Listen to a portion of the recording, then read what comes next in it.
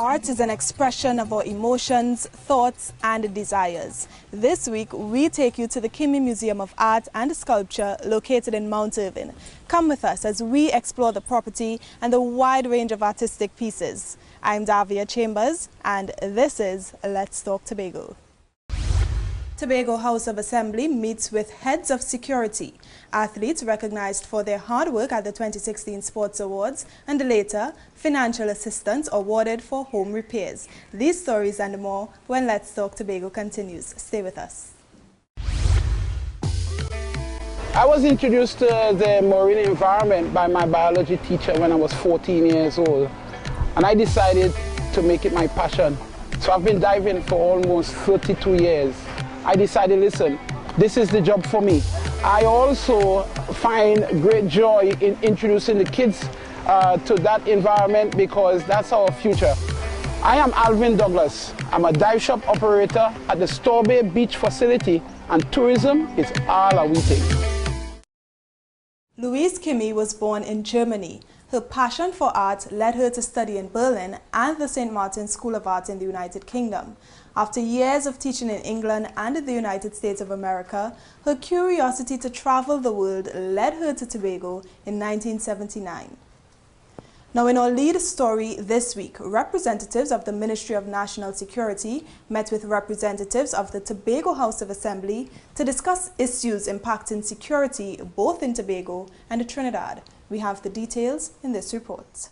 Officials of the Tobago House of Assembly, the Ministry of National Security, and various heads of security met in Tobago recently to discuss issues impacting Tobago's security.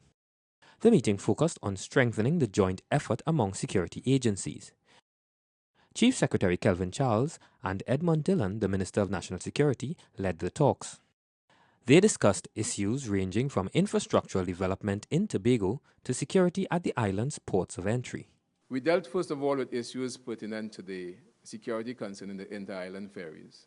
We looked at what is happening now as a feedback from the Tobago House of Assembly themselves and what we can do to improve those lot from a security standpoint, from the Trinidad leg, throughout the passage through to Tobago, and when the vessels arrive in Tobago, what are the security implications, what are measures, what are issues, what are challenges. Issues with security in Tobago's waters were also addressed. The Coast Guard has increased its presence, which has already made a positive impact. Over the last few months, and actually there was an increase in reports last year, but from our information that has decreased significantly. So if I am to go by the reports coming from Tobago, that operation has actually been a success. We have actually doubled the assets in Tobago with great effect.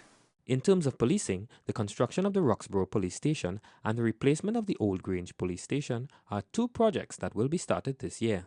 As you would have heard, the construction work would have started in respect of the Roxborough Police Service. I suspect as well that within the next week or two, the necessary paperwork would have been done to facilitate commencement of the replacement for the Grange police stations. There are some other elements that are going to come on stream in the not too distant future. The government agencies continue to work on the challenges facing the country. I'm Kern De Freitas for Let's Talk Tobago. Louise immersed herself in the Tobago culture, and she ended up constructing her home and studio on the hill overlooking Mount Irving in 1986. In this next report, the Chief Secretary addresses Tobagonians about some initiatives since the inauguration of his new administration just over 3 months ago. Here are the details in this report. Some key activities have been undertaken during the past 3 months to empower communities by extended vocational and handicraft training. The rollout of this initiative began at community centers in Speyside, Blackrock, Codler Hall, Canaan, Palatavere, Lambo, Bethesda, Glamorgan, Mason Hall, Betsy's Hope, John Dial, Bethel, and Boku, where we introduced business development, social services, labor, and occupational safety and health programs. There have been progress in the island's tourism sector as well. The Division of Tourism, Culture and Transportation has collaborated with the Ministry of Tourism to launch a Tourism Baseline Survey. This will provide the relevant statistical information required for informed decision-making. We have incorporated the Tobago Tourism Agency, which shall have the general responsibility for product development and destination marketing. This is the first step in ensuring that we exploit current tourism opportunities and identify new ones. We have already conducted preliminary discussions with key industry stakeholders to ascertain their perspectives on the current state of play. The new board of directors will soon be appointed to the Tobago Tourism Agency. A new initiative have also been introduced towards ensuring Tobago enjoys food sustainability and security. 50 new students have been enrolled in the 2017 Youth Apprenticeship Program in Agriculture. 13 access roads has been assessed and a schedule has been developed for the commencement of rehabilitating works. Turning to health, a number of programs have been undertaken. The establishment of the Facility Review Committee to treat with the inspection, assessment and reporting of homes for older persons. The creation of a sustainable public-private partnership for cancer care and the development of a palliative care center. The establishment of an assessment center for the Children's Authority and the establishment of a health and wellness center which will include a stroke and diabetes center. Changes are also coming to education sector to assist underperforming students. An intervention program has been established where instructional coaches will provide support in mathematics and language. The goal of this administration is to establish a solid foundation upon which our future development can be secured. I'm Crystal George for Let's Talk Tobago. The construction of the museum was inspired by the need to have a place to display the life-size sculptures and art pieces. Louise was fond of dancing as she was a regular at the Buku Sunday School. Her love for dancing is also reflected in her art pieces, as you can see. We go from dancing to running in this next story as the C2C Marathon encouraged marathoners to enjoy the beauty of Tobago. The race course took them through a few communities on the island. The Tobago International C2C Marathon 2017 saw local, international and regional marathoners competing for medals, trophies and almost $400,000 in cash prizes. The marathon's race course is certified by the International Association of Athletics Federations (IAAF) and the Association of International Marathons (AIMS). The marathon, which spanned 2 days and comprised of 4 races, all ending along the Lambo-Petitru Beach. Day 1 took off with the 5K race, which started in Scarborough at the St. Cecile Junction and ended with the 10K race, which started on the Claude Noel Highway near the Bacalet Junction. Day 2 took off with the half marathon, which started in Goodwood and ended with the full marathon, which began in the Main Ridge Forest Reserve. Now, how can you keep track of the time codes of over 500 runners? Well, in the race packet, the organizers included a disposable timing chip incorporated at the back of the runners' bib numbers. All finishers received medals, but the top 3 open male and female finishers received trophies. The winners of the 5K race, Kristen Charles and Abriel Baines, received $21,600. The winners of the 10K race, Didimo Sanchez and Yesi Alvarez, received $66,800. The winners of the half marathon race, Stephen Mburi and Grace Wambui, received $96,600. And the winners of the full marathon race, Rishia Perez Kubaz and Arula Ruto, received $182,000.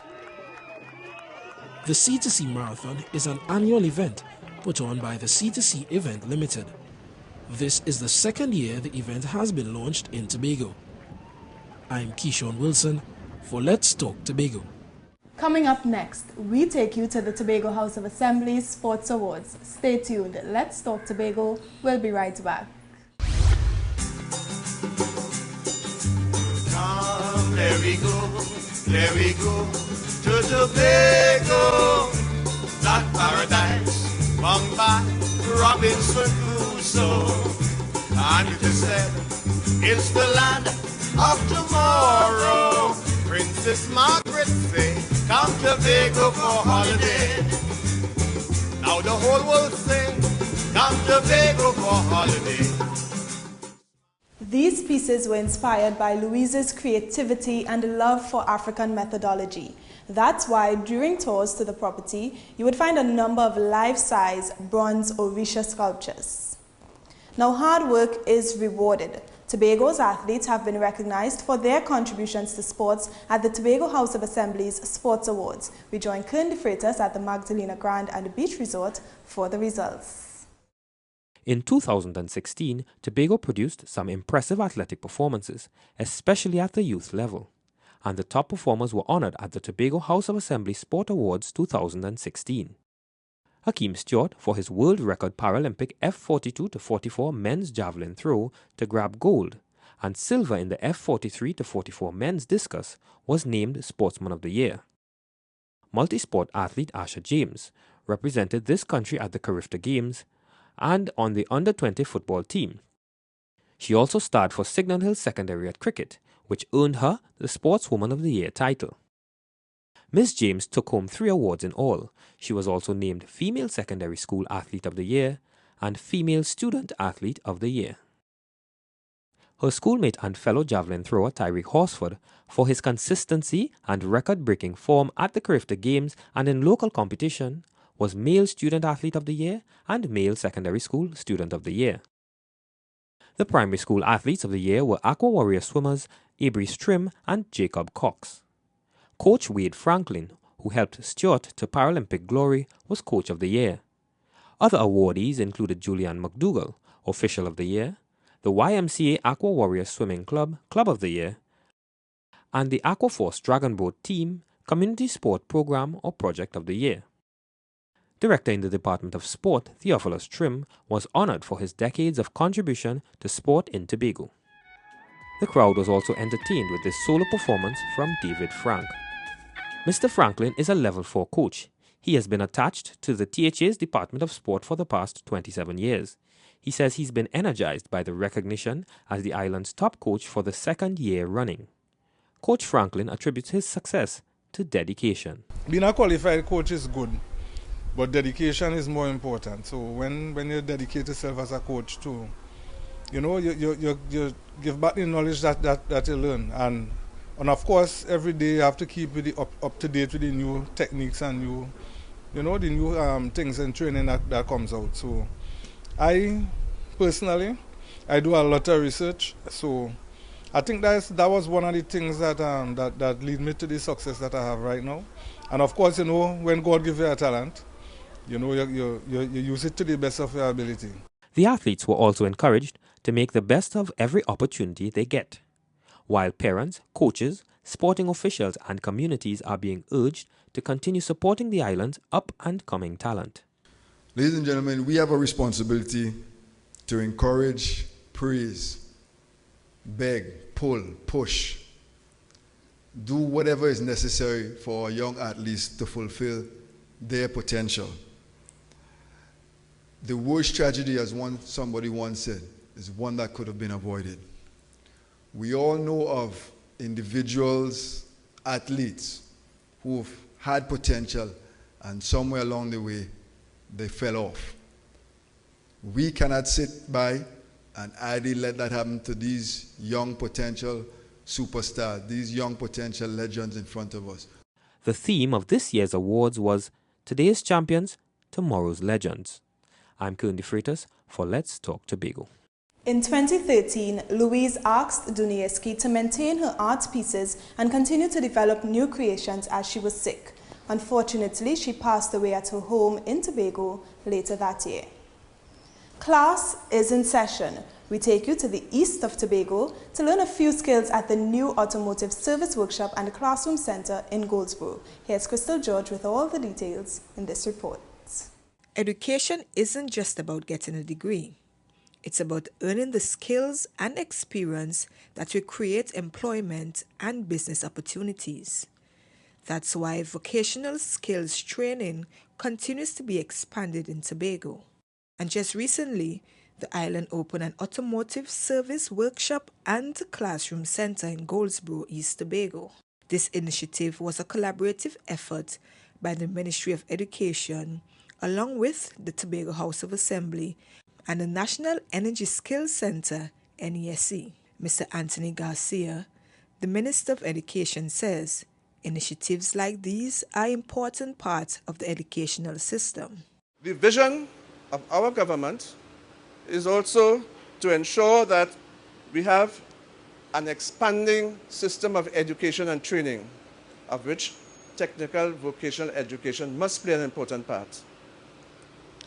It is our intention to ensure that our education is not only of high quality, but it is also inclusive. Long ago, when a child wasn't doing too well in school, his parents would say, well, you should go and learn a trade. Those days have come to an end. Globally, automotive technology is a billion-dollar industry and one that continues to see growth. It means mechanical skills in this area are in demand. We are ensuring at NESC, and everything that you see here at this campus is industry relevant. We have no intentions of just doing curriculum without relevance. So we want to ensure that everybody that comes through the NESC, and in particular this Tobago campus, is relevant to the industry. Vocational skills training is also being seen as key to economic growth and to further enhance the quality of lives of Tobago residents. The good news, of course, is that its graduates will be seized with the necessary skill sets obtained from a duly recognized and accredited institution, and should have little difficulty, if any, in sourcing employment or becoming successful entrepreneurs. This is the first center of its kind on the island. I'm Crystal George for Let's Talk Tobago.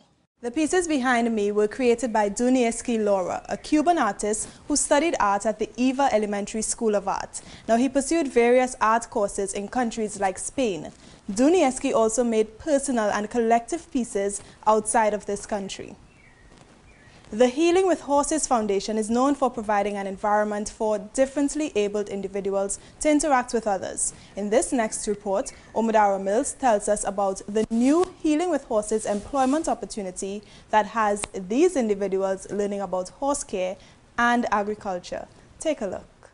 5 years ago, Jeon Braffett started horseback riding therapy sessions with the Healing with Horses Foundation. Now he's employed with the foundation as its first differently abled OJT, or on-the-job trainee. Jeon has a neurological disorder known as attention deficit disorder, or ADD, where he can at times be inattentive, hyperactive, and impulsive. But this work training program allows him to use his talents while learning proper horse care, stable management, and agriculture. For me, I don't learn to listen, obey. But if I can't obey, I can't get on work because I like to work hard. I like to help learning and them in the bush, cut yard. Jeon is paid via the government's OJT program while he gets training at the Healing with Horses Foundation's Park and Garden. 2 other special needs adults are employed under the foundation's work training program. The NGO's founder, Veronica Lafortune, says the program is changing lives. I think it is very important that we give them a space of belonging, that they also feel like they have a purpose. I think it is not only important for young people, for teenagers, for growing adults, to feel that they actually have skills we really need. The foundation also provides free horse therapy sessions to organizations such as the Happy Haven School, the Tobago School for the Deaf, Speech and Language Impaired, and the Technical Vocational Center. Mrs. Lafortune says she's pleased with the work being done by her employees. I can see every day again that the ones who are working with us daily are appreciating the attention they're getting here at Healing with Horses. They're not coming here because they're getting paid. They're coming here because they feel they have a purpose and they feel respected. The 3-acre parcel of land that houses the playground and garden was granted by the Tobago House of Assembly. The Assembly also supports the Healing with Horses Foundation's summer camp for differently abled children. I'm Amadara Mills for Let's Talk Tobago. We have to take a break, but when we return, financial assistance for homeowners. Don't go anywhere. Let's Talk Tobago. We'll be right back. Stay with us. They say it's not what happens to you, but how you react to it that matters the most. And in the face of disaster, chaos, and panic, it is the Tobago Emergency Management Agency's comprehensive emergency response plans that will matter most to Tobago. This agency's modernized approach to emergency management is driven by technology, powered by networking, focused on community resilience, open to partnering, enhanced through training, and led by a highly competent and dedicated staff. This has positioned them as one of the premier disaster management agencies in the region and earned them Trinidad and Tobago Diamond Standard certification. Congrats, TEMA, Tobago Emergency Management Agency. Customers who visit the Kimi Museum of Art and Sculpture can expect to see wooden sculptures, prints, fiberglass pieces, and a glimpse into the artist's inspiration. The Tobago House of Assembly takes the necessary steps to make home ownership happen. We have more in this next report. Yvonne Patrick is a retiree who needs help to repair her home. And she was one of 10 homeowners getting assistance from the latest home improvement grant distribution from the Division of Settlements, Urban Renewal and Public Utilities. A total of $75,000 was presented to the recipients. Ms. Patrick says she's beyond grateful for the assistance. It is a very good initiative because for me to do this on my own, because I live alone, for me to do this on my own with my pension and my national insurance, it would not help. So this would go a long way. Ms. Patrick also revealed her plans for the funding. I intend to change the louvers because they're falling out. So I intend to do that. And I see my roof like water coming in, so I don't know how far this money will go to do that. The recipients were also advised to make good use of the funding. I hope that you all use these monies in the way that you all should use it. These monies are not for outside of what you all applied for, but remember it's for the development of your personal life. The home improvement grant is a total of $15,000. The money is distributed in 2 tranches of $7,500. I'm Keishon Wilson for Let's Talk Tobago. The museum is open to the public on Sundays from 10 a.m. to 2 p.m. and by appointment, only groups can visit any day of the week. The entrance fee is TT $20 per person. We take you to Palo Tuvia to join in on the appreciation ceremony held in honor of athlete Tyreke Hosford. Here's a look at what the community did in his honor. Young, charismatic, and noble are just a few of the ways 17-year-old Carifta record holder Tyreke Hosford is being described by villagers in his community.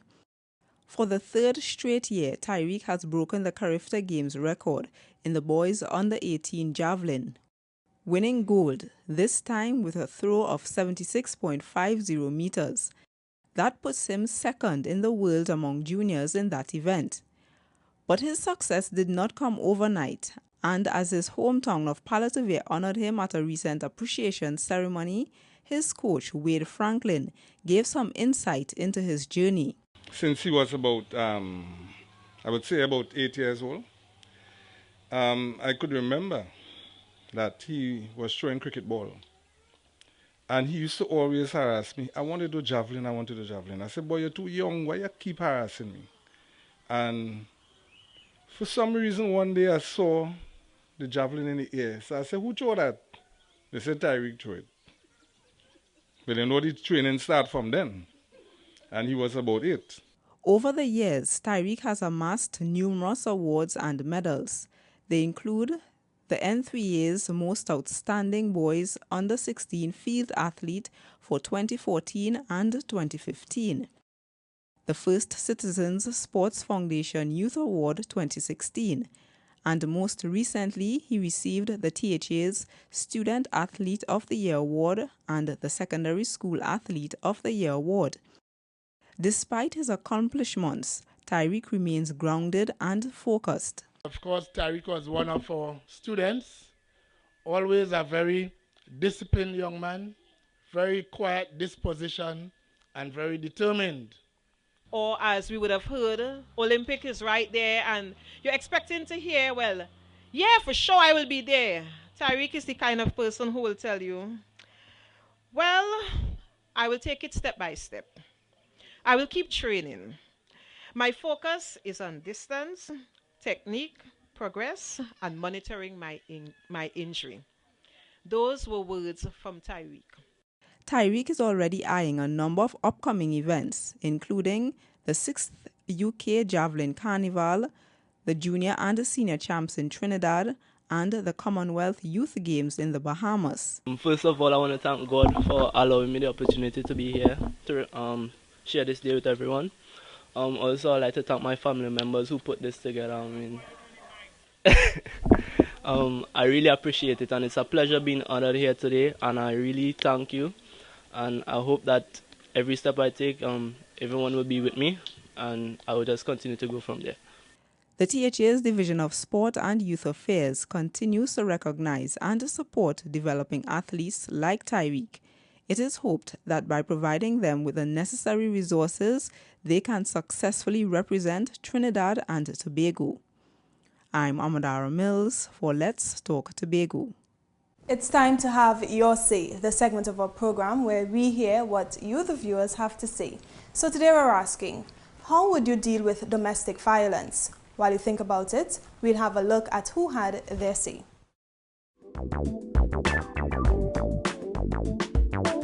In life, the doctor should not be respected more than the scavenger. The priest should not be respected more than the cleaner. Everybody deserves respect. A man deserves to respect a woman, and a woman deserves to respect a man equally. Officers are supposed to respect their charges just as how they expect their charges to respect them.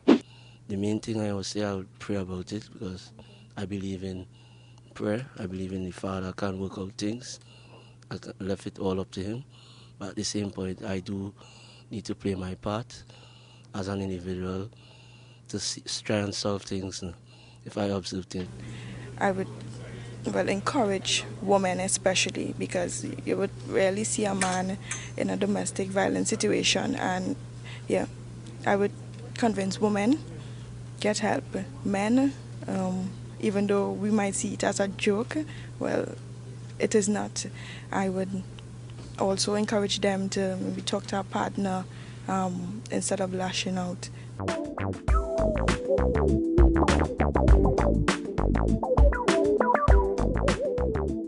We close another edition of Let's Talk Tobago, and as always, we thank you for watching. Please email us with your comments or queries about the program, and be sure to visit our website, like us on Facebook, and subscribe to our YouTube channel. From our house to yours, I'm Davia Chambers, along with the Department of Information, Office of the Chief Secretary, Tobago House of Assembly, wishing you a safe and very productive week. We close now with a montage of the courtesy calls paid to the Chief Secretary. Drop your worries, you are gonna turn out fine. Oh, you turn out fine.